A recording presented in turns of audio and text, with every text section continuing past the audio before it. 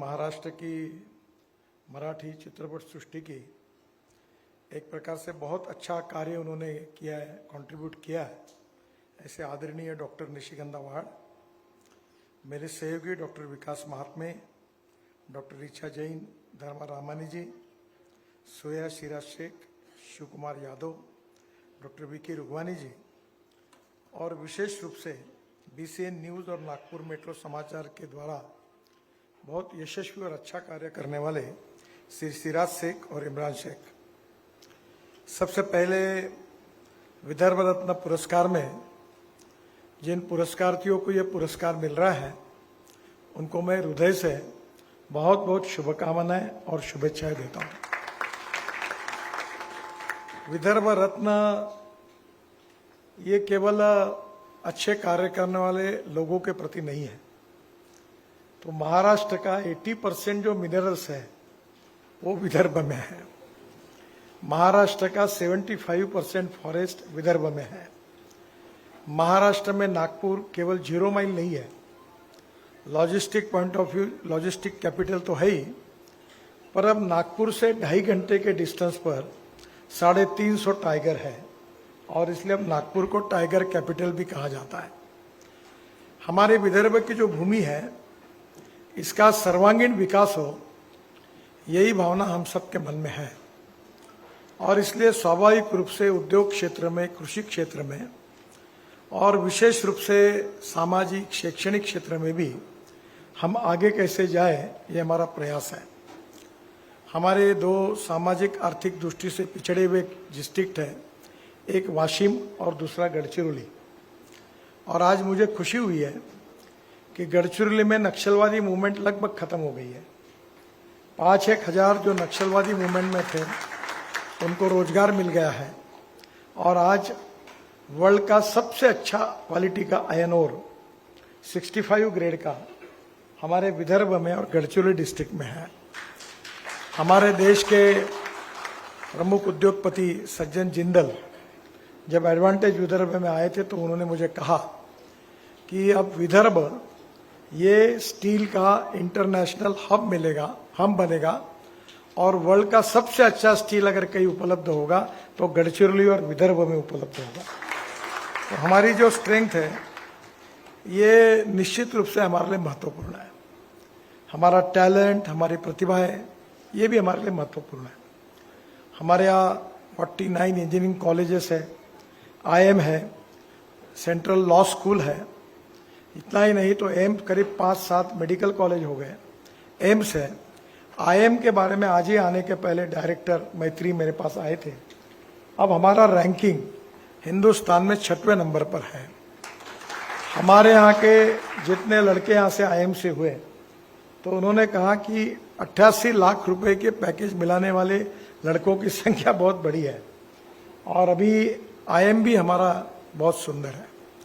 IT industry में TCS हमारे पास है, SCL है, टेक महिंद्रा है, इन्फोसिस है और करीब 1 लाख लोगों को मिहान में रोजगार मिला है।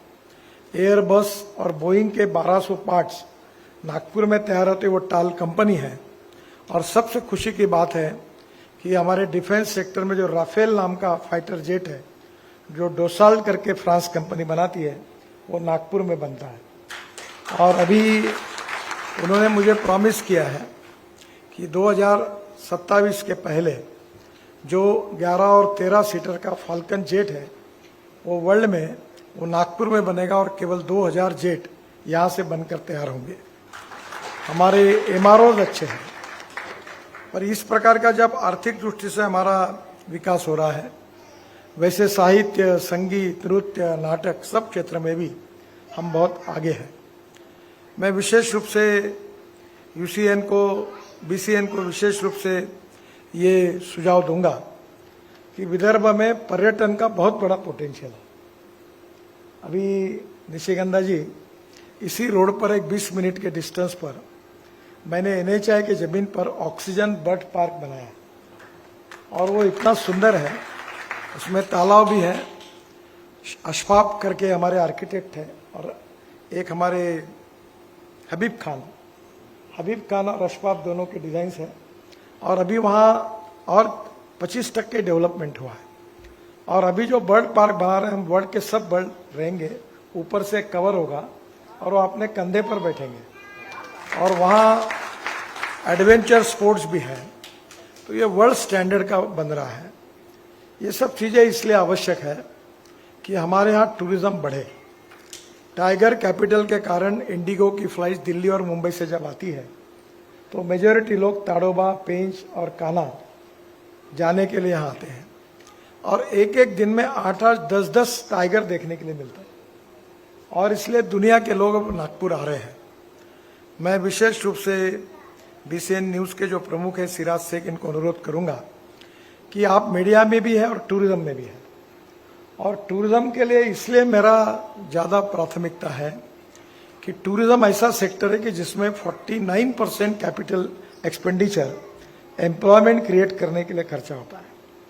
हमारे यहाँ के लोगों को रोजगार मिले, यहाँ की गरीबी भूखमरी दूर हो और इसलिए रोजगार मिलाने में ये बहुत महत्वपूर्ण है। अभी नागपुर तो सुंदर बना ही है, पर अंबोरा बहुत अच्छा बन रहा है।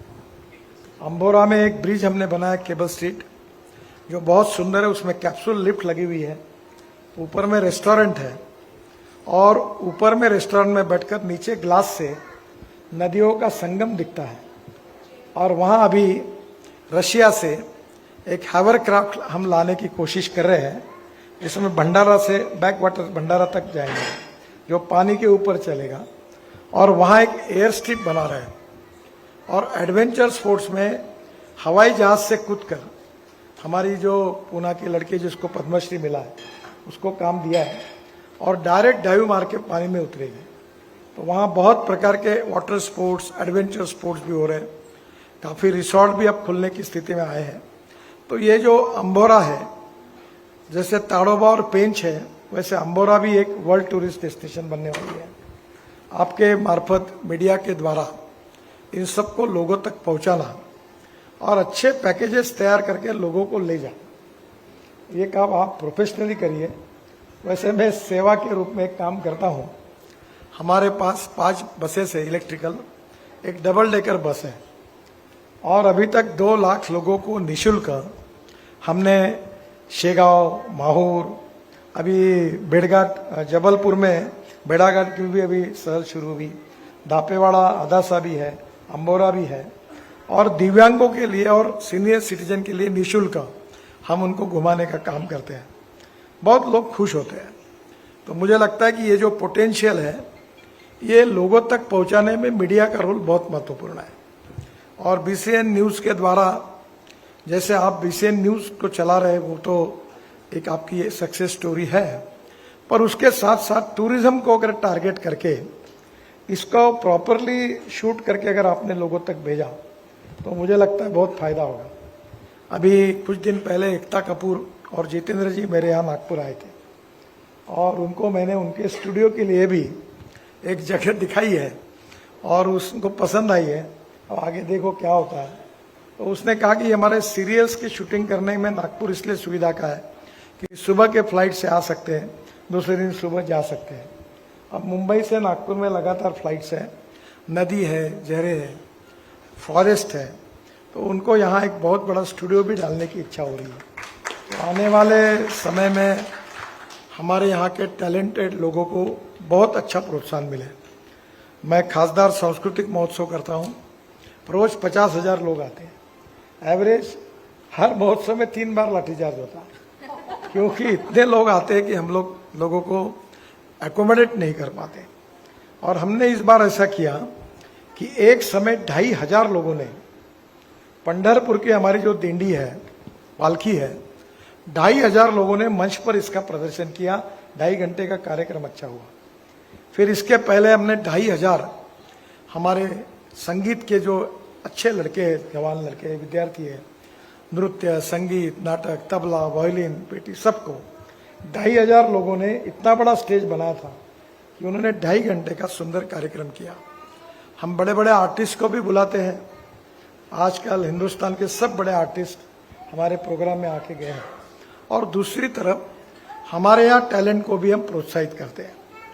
हमारे यहाँ मनाचे श्लोक और वंदे मातरम का Guinness book of world record हुआ है और उसमें 30-30 हजार विद्यार्थी ने भाग लिया। तो हमारे अनेक प्रोग्राम ऐसे हैं कि जो हम कर रहे हैं। अभी कल ही टुकड़ोजी महाराज के जो भजन है, खंजीरी भजन, इसकी स्पर्धा हुई जिसमें विदर्भ के ग्रामीण क्षेत्र में से 5000 कलाकारों ने उसमें भाग लिया और बहुत बड़ा कार्यक्रम कल सुरेश भट्ट सभागृह में उनके अवार्ड देने का भी हुआ। तो स्वाभाविक रूप से ग्रामीण क्षेत्र में हमारी कलाएं हैं, झाड़ी पट्टी में हमारी कला है, वहाँ का नाटक अलग है।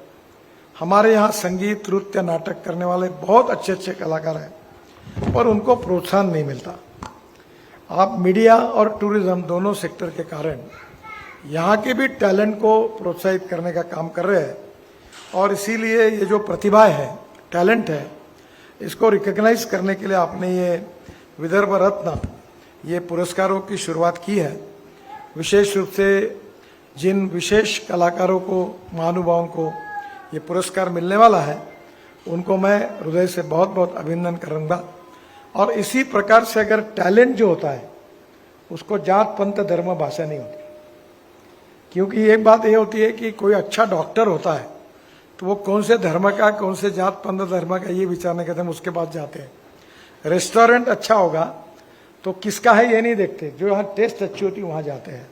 वैसे कलाकार भी साहित्य, संस्कृति और कला, इतिहास और विरासत, ये भी हमारी ऐसी है कि इसके लिए भी हमको बहुत अच्छी पुरानी पीढ़ियों से देन मिली हुई है। और मैं थोड़ा सा, निशिगंधा ताई यहाँ उपस्थित है, मैं एक म्यूजिक थेरेपी की बात पढ़ रहा था और मैं ये मानता हूँ कि जब संगीत में जो कवि अपने शब्द तैयार करता है और सुर ताल के आधार पर वो जो संगीत का नियोजन होता है तो उसका एक मैसेज जाता है और वो मैसेज लोगों को प्रभावित करता है। मैं ट्रांसपोर्ट मंत्री हूँ, रोड सेफ्टी में काम करता हूँ। हर साल अमिताभ बच्चन और मैं हमारे प्रोग्राम में हर बार हम रोड सेफ्टी के लिए प्रोग्राम करते हैं।